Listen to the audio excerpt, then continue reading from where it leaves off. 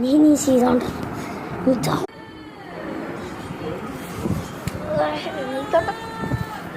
മോൻ എന്നെ കുറേ നേരിട്ട് അടിക്കൊക്കെ ചെയ്യും.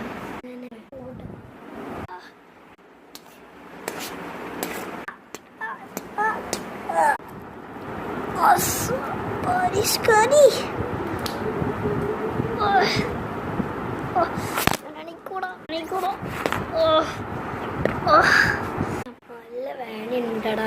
പോയി ഇടിക്കാൻ വാ. അതാണോടാ